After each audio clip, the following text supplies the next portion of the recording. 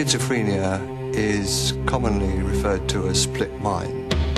Their behaviour, their responses, their speech, their thinking is unrelated, often in a very bizarre way, to what's happening in the world around them.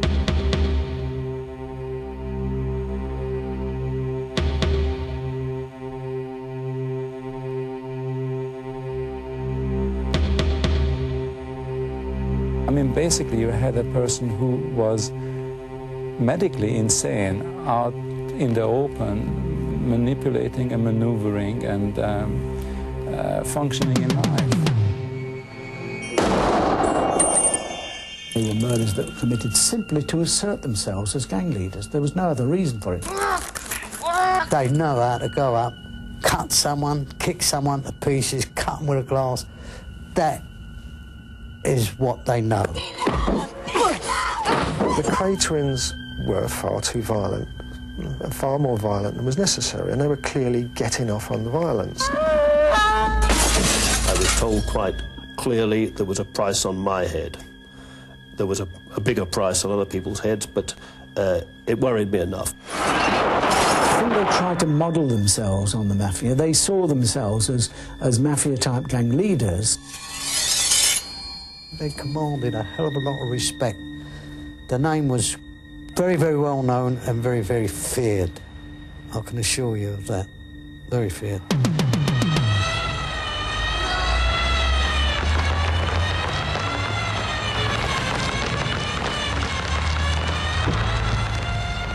On March the 5th, 1969, identical twins, Reginald and Ronald Kray, were sentenced to life imprisonment.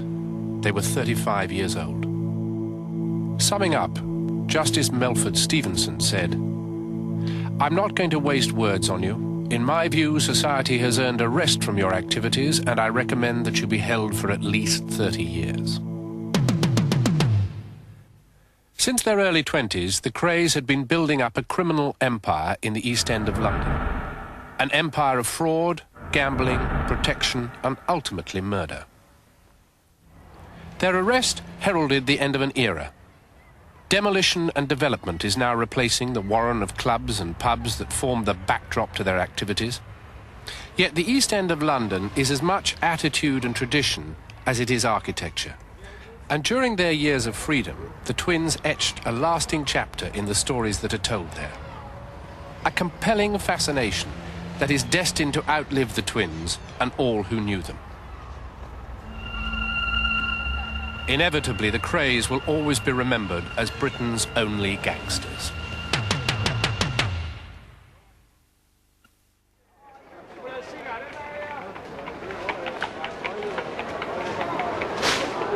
A noisy, crowded, jostling concentration of street trade and street violence.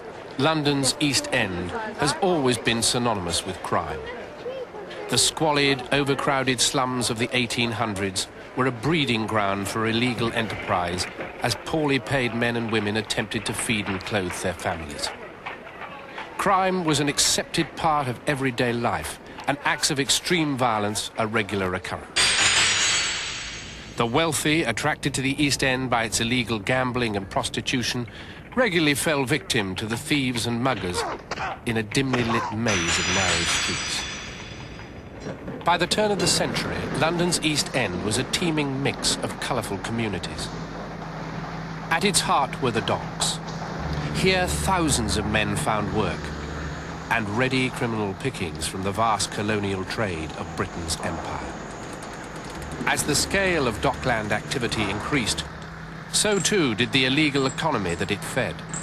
The docks are a wonderful area. I mean, not only in terms of the sailors who are coming ashore, who are going to have their money taken off them by prostitution and who want to have a little gamble, but of course also the gear that's being moved by lorries, that's being put onto the ships, taken off the ships, all that. And of course you've got nice access there in the East End of London to the markets as well. There are plenty of markets around. And you've got Smithfield, you've got Spitalfields, so that gear that is nicked and so on can be easily got rid of, can easily be fenced. There's not a great deal of evidence that it was organised. You don't begin to get names appearing as people who are controlling it. It seemed to be relatively disorganised. And I think what consolidated it all was probably the Second World War.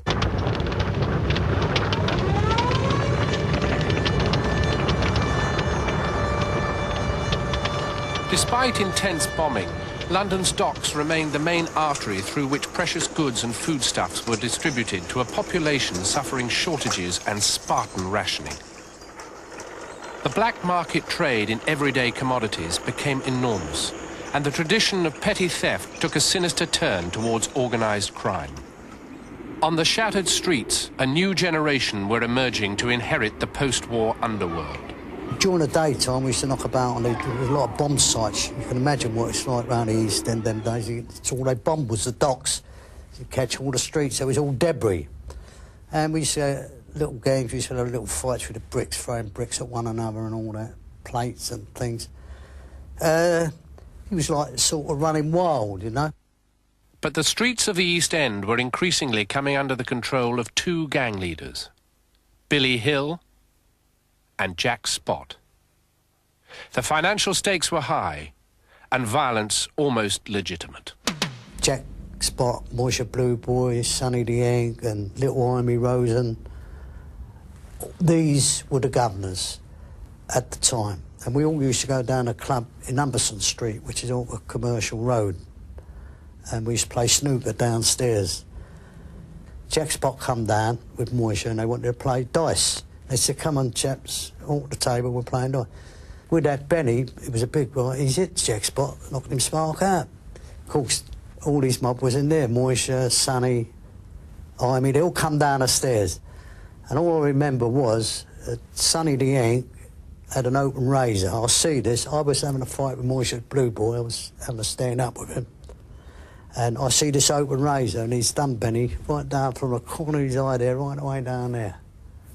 Of course, we didn't know that. We was only about 15, 16, maybe 16 at the time. Never seen no razors. We had a stand-up fight, a little bit of boot, you know, a bit of leather in there. Had a nice fight, enjoyed it, that was it. Never knew nothing about razors. Aggression and violence provided the only effective policing of an increasingly organised gangland society. You're talking about there being buildings, sites, places set aside where it goes on. People know where to meet. There are regular fences. And you're beginning to talk now about a criminal gang. You're beginning to talk about a division of labour. You're beginning to say, OK, you do this, you do that, you do this. And you begin to get the emergence of gangsters, if you like, the people who are responsible for seeing, over gaming, for example, illegal gaming, that people pay their debts. Crime was now an industry, waiting for someone to take charge.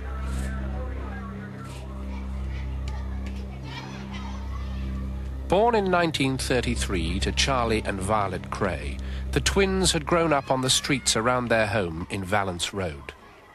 Weaned on boxing stories from their grandfather, Cannonball Lee, a renowned fighter in his day, they soon found a channel for their energies and aggressions. Boxing had long been associated with the East End, where it was seen as one of the few ways of escaping that environment. Their older brother, Charlie, had been a champion in the forces and was eager to help the twins on their way.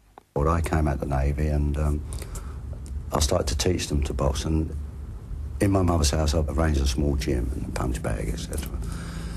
And I trained them at home for 1 year, and then after the year was over I thought, well, now it's time to take them to a boxing club, which I did. And from that day on, they kept winning and winning and winning, they never stopped. They boxed at school, you know, boxed for their school, London ABA's junior, and they could have gone a long way, but Ronnie, I don't think his heart was in it, you know. Reggie could have gone places in boxing, but Ronnie, he was a bit of a street fighter, wasn't he, you know? Identical twins, both successful boxers, soon became a talking point in the East End. But their notoriety was beginning to spread outside the ring. In 1949, now 16 years old, Ronnie and Reggie were arrested and charged with grievous bodily harm after an incident outside a dance hall in Hackney. It was their first visit to the Old Bailey. They were acquitted through a lack of evidence.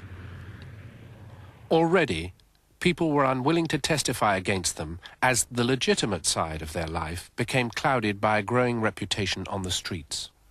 The boxing and the street violence and the gang fights go hand in hand. Of course, the boxing is more organised. Of course, there are rules about it, but there aren't that many rules, and it's another way of settling disputes, of which, in fact, the punch-up round the corner or the good kicking round the corner or the coshing round the corner is another part. In July 1951, the twins turned professional, and after just 6 fights, they went through to the finals of a major competition. Reggie was proving to be a potent and skillful opponent, but Ronnie had become wild and overly aggressive in the ring. Nonetheless, they were both on the verge of notable success when conscription cut short their professional careers. They was only there, I think, one day, and they came home, and I said, "What's wrong? You've been allowed out?" They said, "No, I'm not having people like that scream and shout at me."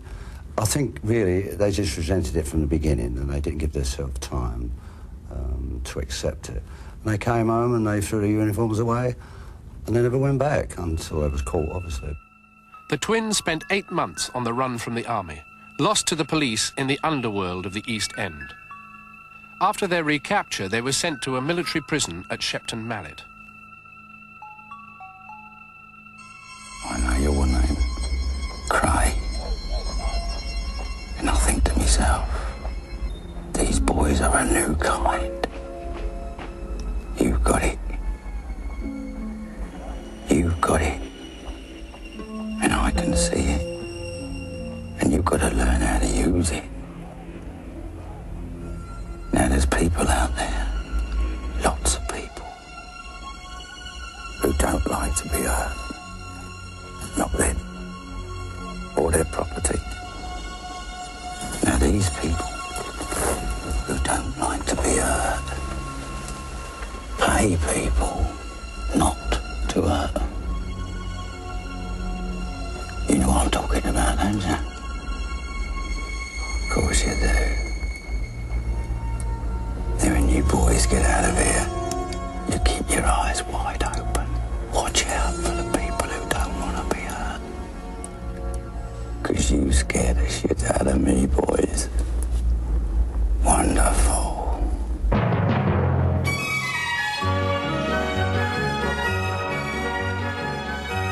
Rationing ended, a new wave of confidence and prosperity swept the country. It was a blossoming economy that greeted the twins on their dishonourable discharge from the army in 1953, and they were quick to seize upon it. They took over the Regal, a run-down billiard hall not far from their home, and quickly adapted to the local style of business. There was 5 Greek guys one day came and started demanding money and menaces from them, and Ronnie chased him all over Mile End with a sword, and that got about like wildfire, which it does in the East End, and they never got arrested over it, but it stopped the problems. As the Krays' reputation for violence spread, they started to attract people to them. A gang was beginning to form. The rumour was floating about the East End that these 2 young tearaways out of Valence Road was, you know, going into pubs, picking on people, picking on little teams, because the East End and the West End was dotted about with all little teams. Each little area, like the Watley Street mob, you had the Commercial Street mob, you had the Limehouse mob, the Poplar mob, all little mobs, all very handy people. Gambling was still illegal, but the East End was riddled with spielers, tiny one-room clubs outside the law and ripe for protection. Through the mid-50s, the Krays empire grew to encompass fraud and extortion. Their gang was now known as the Firm. One night it was packed out, a brick come through the window. Of course, he said, I know it's trouble once a brick comes through your window. You know, there's problems. Of course, they're all scattered, wallop. And a guy who was in the club at the time said, Bill, you want to go down and see the twins? Sort this out here. You're going to have problems. I said, oh, I will. And Ronnie come right out of it. He said, it'd be a pony a week, which them days was a lot of money. £25, a lot of money. Well, Charlie was a joking bloke, very nice fella.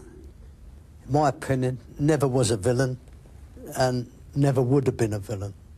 Reggie, you look at him in his eyes, you smell fear. And fear came over Ronnie, you know, oozed out of him. He had a smile, almost take it 2 ways. Either he's smiling at you because you're going to get hurt, or he's smiling at you because he likes you. I mean, Ronnie would be laughing and joking about, all of a sudden, he'd pick on you. Ronnie was becoming as aggressive as he'd been in the ring, even with members of the firm. I was up the club speaking to George and Alan Dixon, and Ronnie happened to walk in. And I never seen him. Hello, Bill, and he stopped dead, went in his pocket, pulled out a Beretta, went up to Dixon, and Dixon was about 6'3". Ronnie was about as tall as me, I suppose, what, about 5'9", 5'10". Put the gun to his head and bang, bang, pulled the trigger twice, and nothing happened. I thought it was a joke. Ronnie took the 2 bullets out. He said, "Here's your birthday present, George." It was apparent that Ronnie was becoming unstable. For some time, he'd been open about his homosexuality, confident that no one dare question it. But his use of violence was becoming irrational. In 1956, he was convicted of grievous bodily harm. The twins had been separated. That's when he received his 3 years, and that was the origination of the real bad problems. And that's the origination when Ronnie, I feel, went strange. Ronnie was certified insane and transferred to Longgrove Mental Hospital. Some people may have the schizophrenia restricted to quite narrow areas of their life and behaviour, and they can be said to retain the ability to discern right and wrong. They choose or are impelled to behave in an illegal way because of the strength of their delusions or hallucinations and the schizophrenic disorder. Usually the schizophrenia is acting as a sort of removal of control over what normally would be controlled in life. During the 3 years he was away, Reggie and Charlie opened the Double R Club, a legitimate venture into London's lucrative clubland.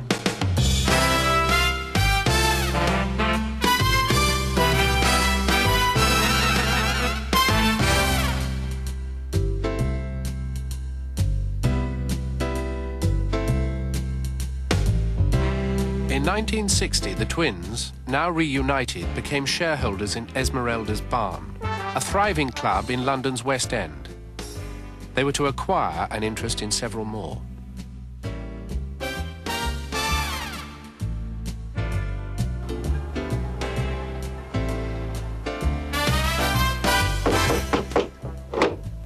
Okay. Can I get a drink? Fantasy and reality began to blur for the twins. In 1962, part of a major feature film was shot in one of their clubs, and the Krays were immersed in a lifestyle totally at odds to their underworld activities. Everything seemed to have been arranged. Wherever you went with them, the doors were opened, people were waiting for them, and they were treated like celebrities already those days. It was a new phase in the Krays' career. Now they were mixing with celebrities and nobility and courting influence there. But beneath the glamour, little had changed. I knew that they had control of the East End because that's how we got connected, that they came to us on the first day of shooting and said that it's very dangerous shooting in the streets of the East End, which was the case those days in '62.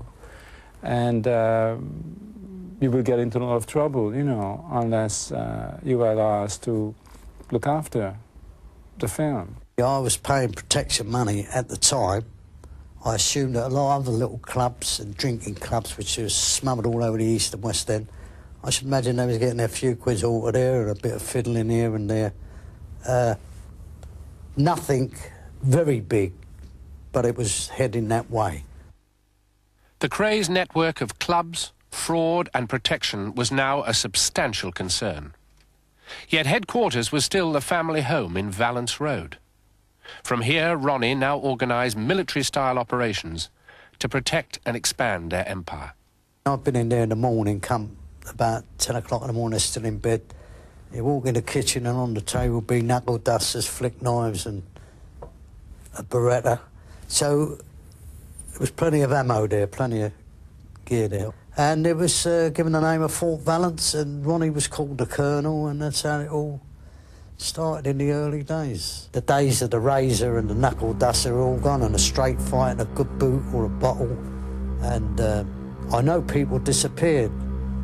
There was quite a lot of shooting going on. A lot of crimes were ascribed to them. People always said, oh, that's down to the Kray twins. Ronnie and Reggie did that. Whenever something happened, it was always Ronnie and Reggie.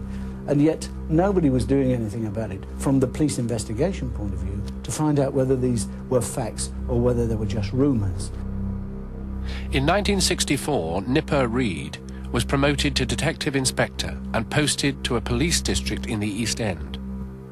His first task was to break the increasing menace of the Krays. As far as London was concerned, the Krays were, I mean, talking now about the criminal underworld, the Krays were acknowledged to have control of the East End. South London was controlled by the Richardsons. Then there were other areas that were controlled by other people of less prominence, but the West End was always accepted as a kind of a free-for-all, you know, rather the same way that Las Vegas was with the American Mafia. I was never able really to assess the extent of their financial empire, but I do know that one club in the West End, a statement that I got, said that they were getting £3,000 a week, another said they were getting £1,000 a week. So you can judge for yourself that they weren't exactly paupers. Supplementing the protection racket, the firm was also funded by large-scale frauds, long firms as they were known. The twins relied on sharp-minded men like Leslie Payne to run the operation for them. Several bogus companies would be set up to order goods from a number of unsuspecting suppliers. And then you build it up until you've got about 5 firms or 6 firms you're getting stuff off of. And when it comes to the end, after about 4 or 5 months of accumulating a big credit facilities with them, we say, you close the firm down and you're vanished. Such operations provided steady income for the twins and fueled their fantasies of a mafia-style business empire. I can remember them hurtling around the East End in big American cars, and they had all these kind of hirelings who would drive the car, and if they'd stop outside a nightclub or outside a pub, some of the hirelings would sort of jump out and open the door for them to emerge.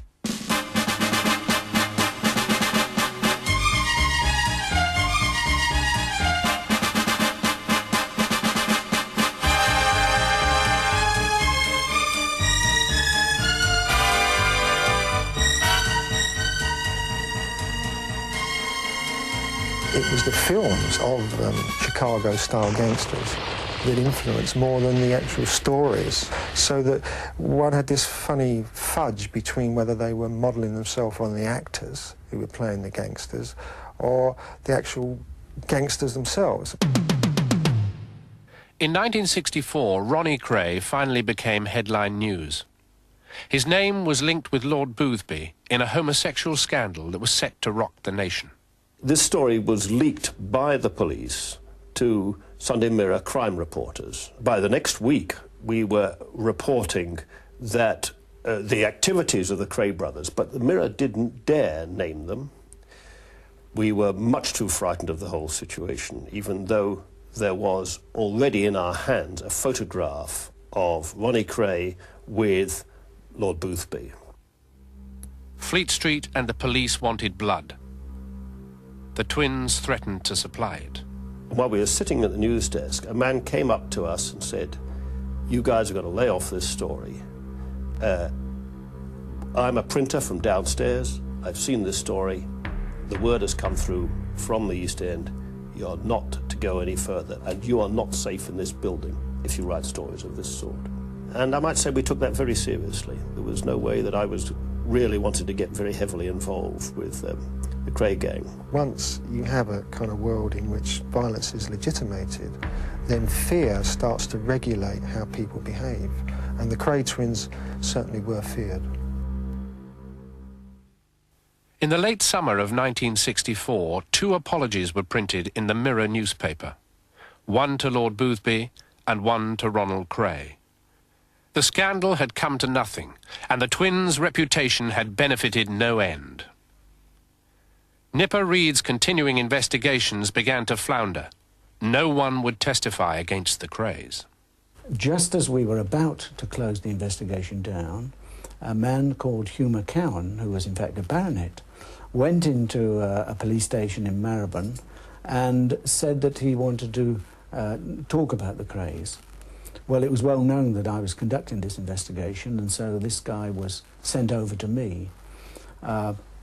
He was a very well-educated man. He was running a club in the West End of London, and the story that he told was that the twins, through a man called Teddy Smith, were trying to extort money from him, a typical protection money racket.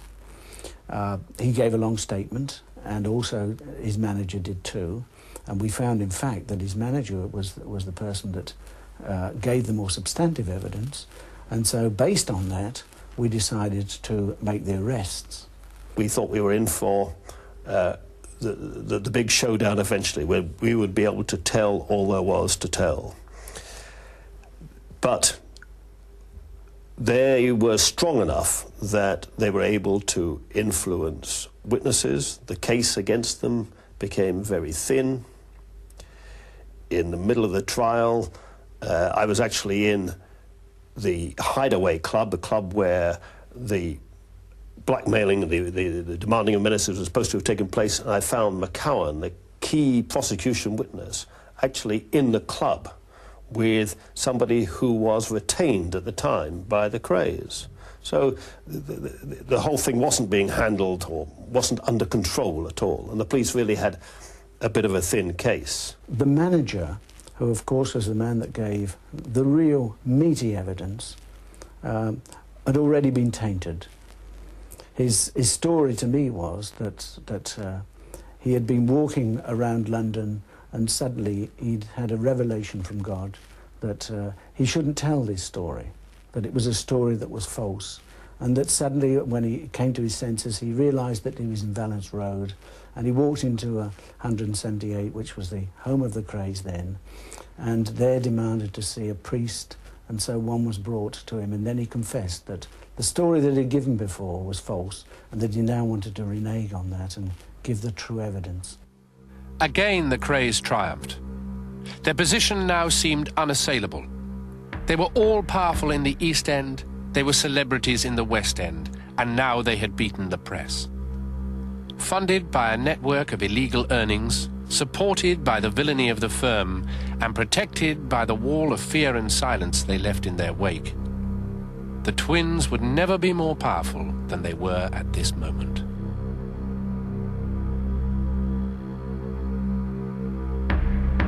After the McCowan trial, where I sat through a lot of the trial talking to members of the Kray family, I got my first real meeting with them. I dropped into the Grave Maurice one day, which was their drinking place at the time, and there they were standing at the bar. They were playing the big-time movie gangsters of just being the strong, silent men. But to anybody who was straight, coming from the big world, they really looked pretty stupid. To me, the impression was just that they had nothing to say, so they said nothing. But to the people there, it was strong, silent, powerful men. In publicity terms, they cashed in on everything. When the Boothby scandal broke, the fact that their names got into the papers, apologies and all, were great publicity for them. It showed that they were even stronger than Fleet Street. When they were acquitted in the McCowan case, again, for them it was marvellous publicity, and they made the most of it. Well, in all clubs you get an occasional drunk, you know, and sometimes have to be slung out, and that's why there's doormen and that, but I suppose it's like clubland all over the world, really. It's just the same as... I don't suppose it can be that bad, as people won't go to them, really, would they? Ronald, what do you think about clubland in London? Well, I think most clubs are very respectable, you know, and I don't think there's any trouble at all in them, except occasionally. Ronald, what are you going to do now? Well, I'd like to go abroad for a short while, and then I'd like to be left alone. I intend to get married in the near future. I did before this case, but it's put back over the case, and let's get married as soon as possible, you know. In 1965, Reggie married Frances Shea. He had courted her since she was a schoolgirl. It was described by the press as the East End's wedding of the year. Reggie and Frances' wedding was a very big affair. David Bailey, he was there doing the photography. There was Diana Dawes, numerous people. It was packed. I think it's the first time I've been invited to a thought-to-be-known gangster's wedding. It's quite an occasion. When the service started off, the singing was a bit hesitant, and a rather large man went down the aisle and was saying to either one row and then the other, "Reggie wants you to sing." And things livened up a lot after that. Before Reggie and Frances could celebrate their first anniversary, Ronnie Kray was to execute George Cornell in the public bar of the Blind Beggar pub. George was very cocksure of himself. He knew he could use himself. He knew he could handle himself. He wasn't frightened of no man. He was calling Ronnie a big puff and all that. And of course, the inevitable happened. Ronnie had a gun on him. Ronnie pulled his out, and I believe the words were said by Cornell. "Ah, look who's here." With that, Ronnie went up to him, drew the gun out, pointed. He thought it was a joke. Pulled the trigger. That was it. He just shot him dead. Perfectly gratuitous. Cornell had not been any threat to him.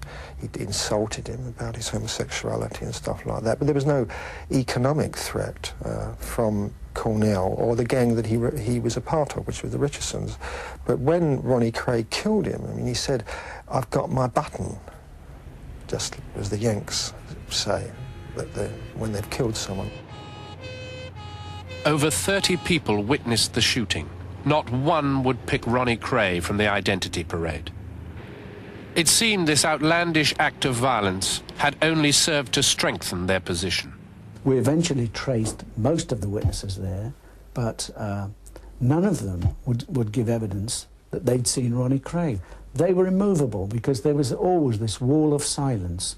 First of all, this natural wall of silence that people in the East End don't talk to the coppers, and the second thing was that this wall of fear. The potency of the gangster doesn't just come from his capacity and willingness to use violence.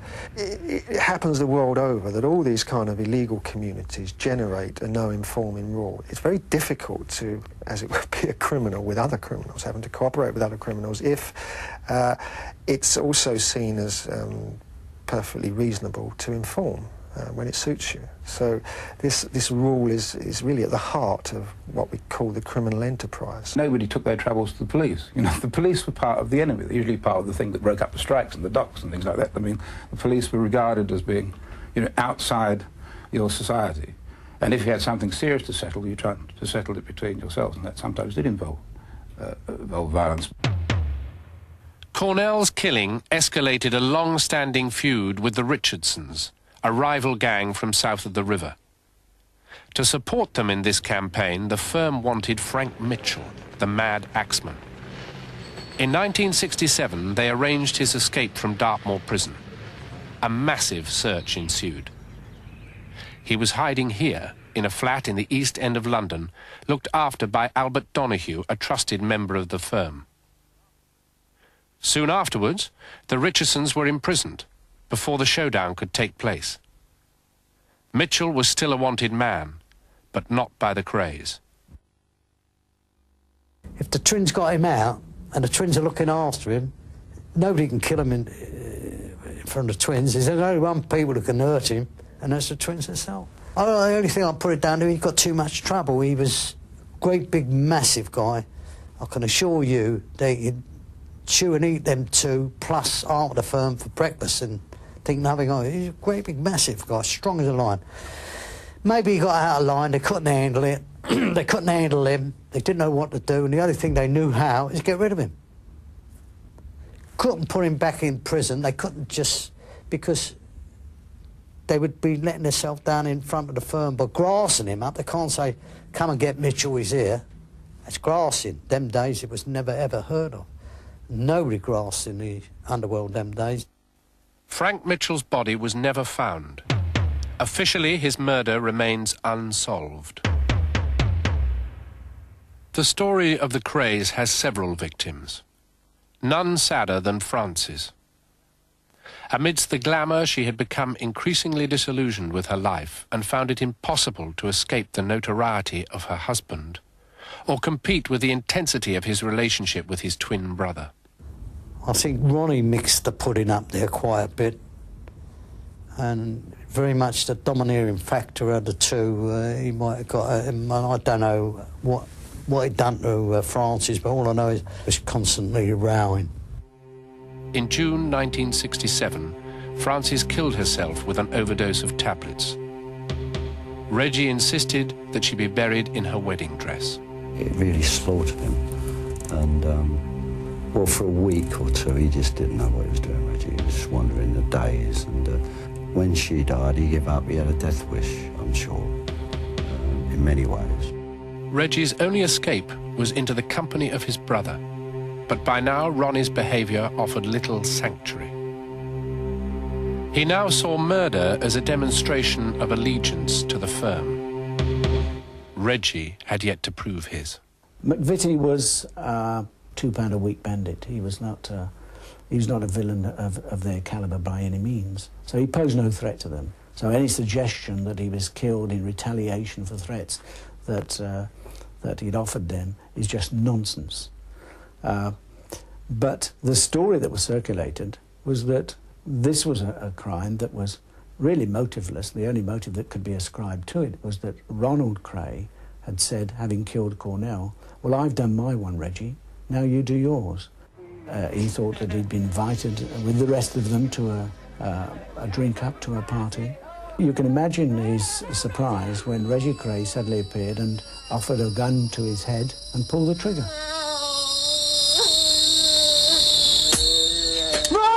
Ronnie was always winding him up. "I've done mine, you go and do yours," and he more or less wound him up that day. Got him really and truly at it, and he got him in the front. I don't think Reggie would have done it, but Ronnie wound him up. Put a man to man, no way.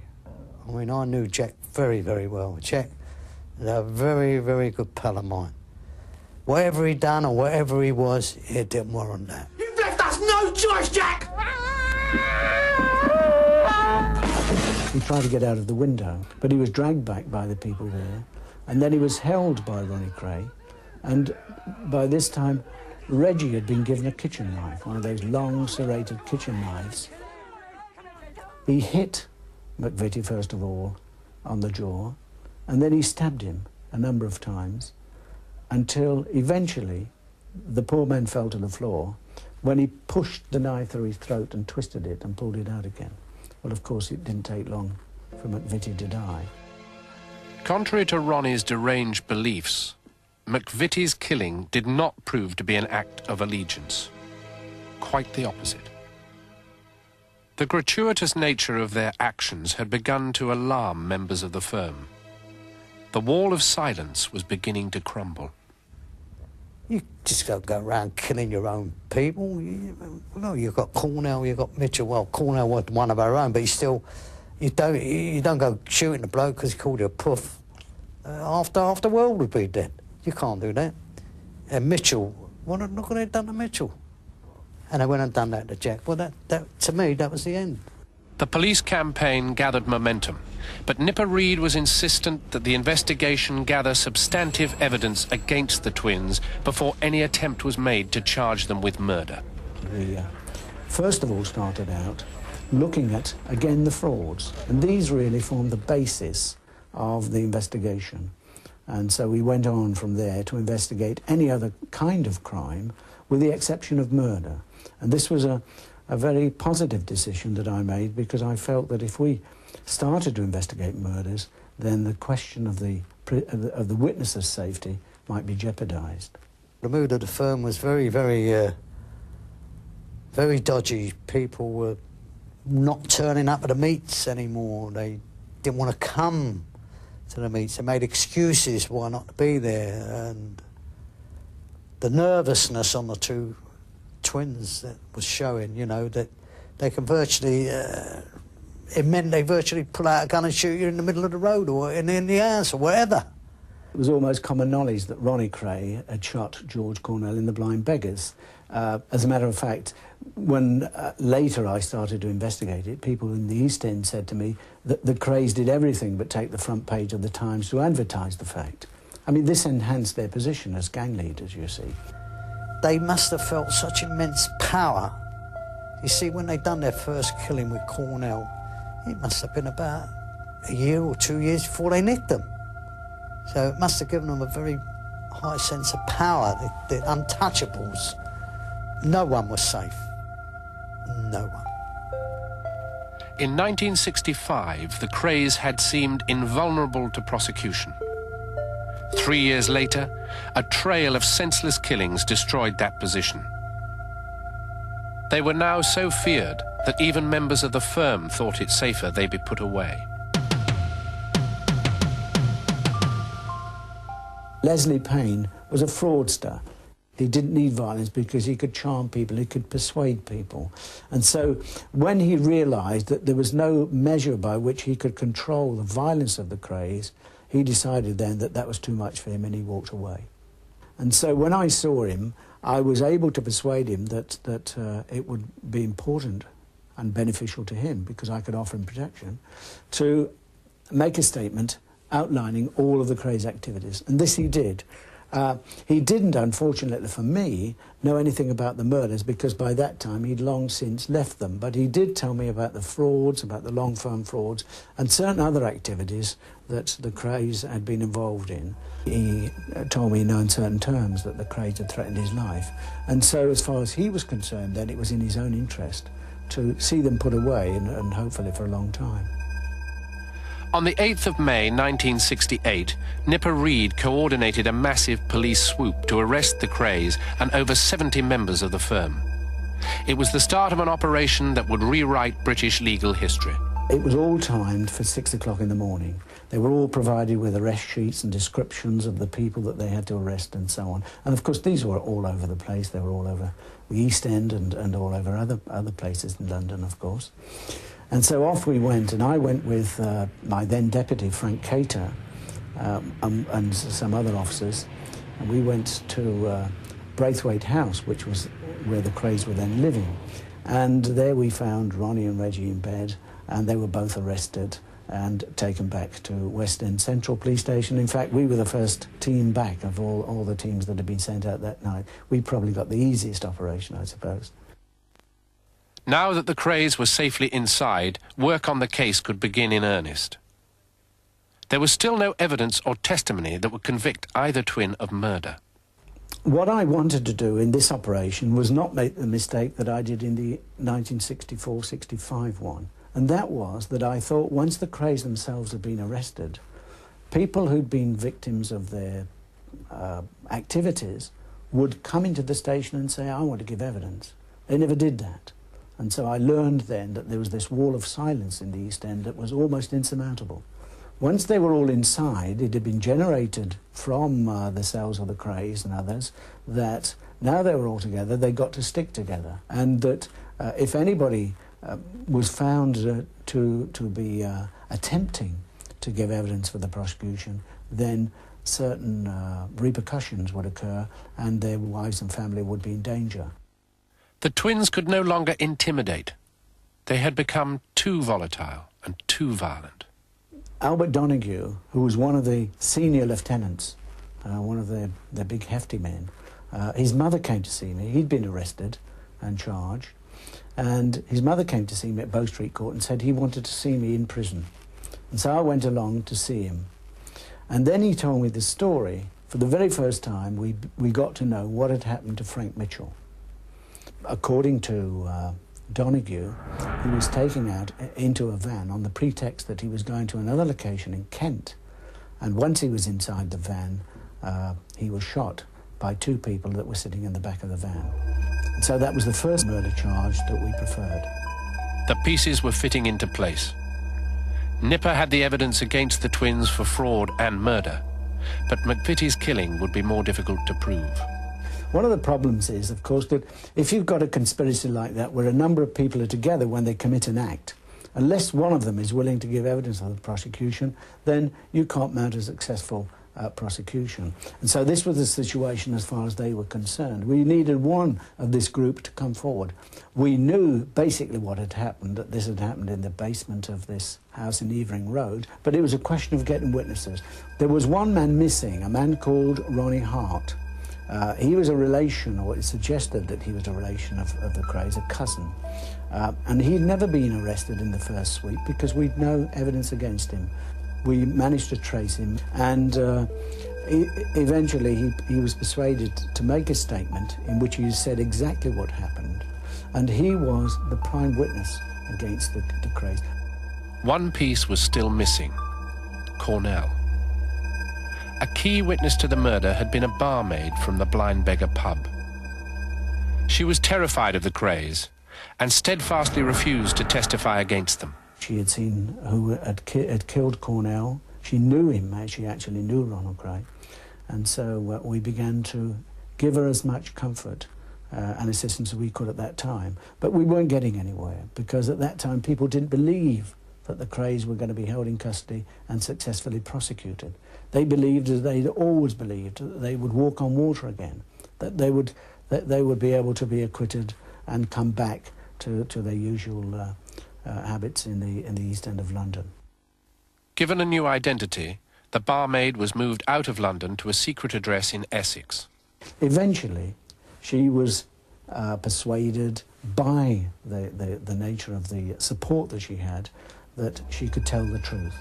And in fact, later on in court, she very dramatically pointed to Ronnie Kray and said that is the man that she'd seen in the Blind Beggar's public house.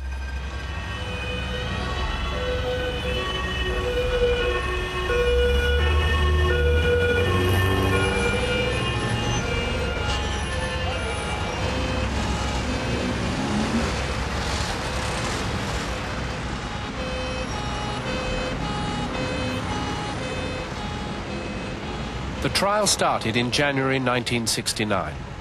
It was to become the longest and most expensive trial in British legal history, with more people in the dock accused of murder than there had ever been before. And then I went along to court, rather fresh to it, not having seen them for 3 or 4 years. And what was immediately clear was the changes that had come over them. Ronnie was fat and soft,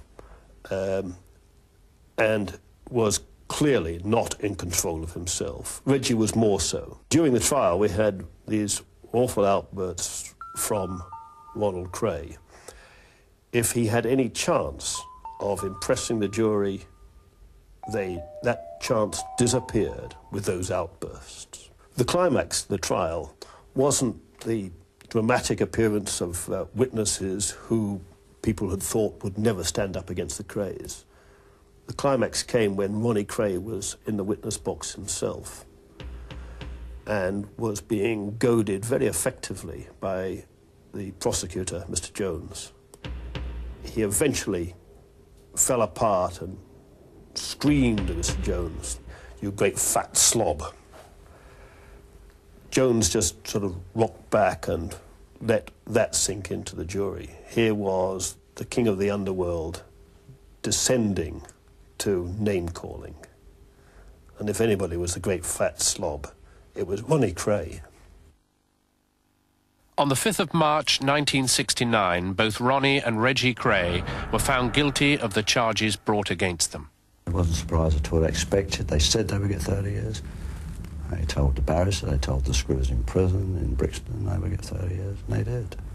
I was absolutely overwhelmed. I realised that if somebody had said something to me, I couldn't answer because I was full with emotion.